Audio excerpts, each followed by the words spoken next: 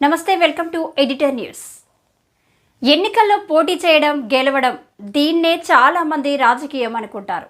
వాస్తవానికి ఇది కాదు. రాజకీయం అంటే తనను తాను కాపాడుకుంటూ ప్రత్యర్థుల్ని ఓడించాలి. రాజకీయ పదవిని కాపాడుకోవడం నాయకుడి చేతిలోనే ఉంటుంది.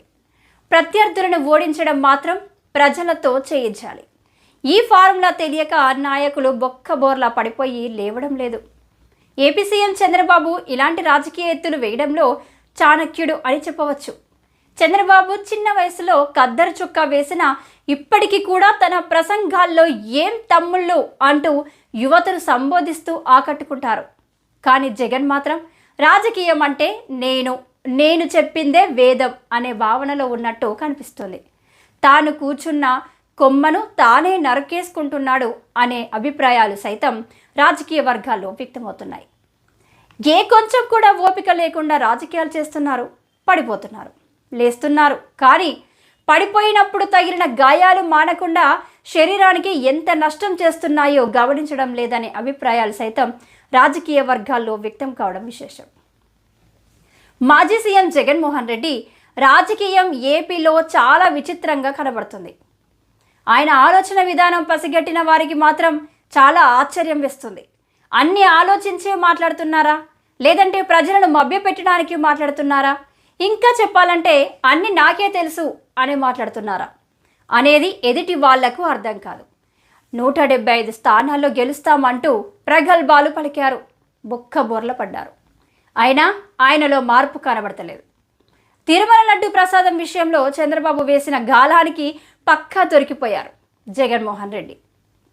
నెయ్యి కల్తీ కావడానికి సీఎంకు ఏం సంబంధం ఉంటుంది అని ఎదురుదాడి చేసి తప్పుకోవాలి, కానీ నేనే అంటూ పోటీ పడి ముందుకు వచ్చారు. అప్పుడు సీన్ రివర్స్ అయిపోయింది.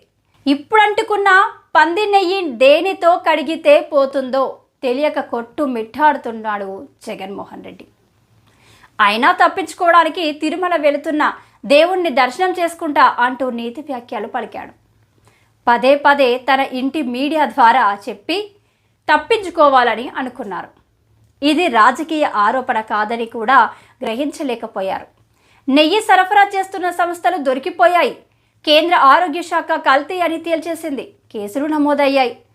కల్తీ అని తెలిసి నెయ్యి తిప్పి పంపామని చెబుతున్నారు.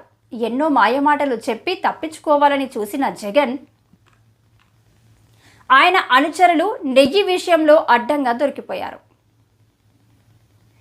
సీఎం హోదా ఇంకా మర్చిపోనట్టు ఉంది జగన్మోహన్ రెడ్డి. ఇప్పుడు సీఎం కాదు కదా ఆయన. ముందుగా ఆయన డిక్లరేషన్ ఇవ్వాలి. డిక్లరేషన్ ఇచ్చిన తర్వాతనే దర్శన భాగ్యం కలుగుతుంది. ఇవ్వడం ఇష్టం లేకనే తిరుమల ప్రయాణం రద్దు చేసుకున్నట్టుగా అభిప్రాయాలు వ్యక్తమవుతున్నాయి.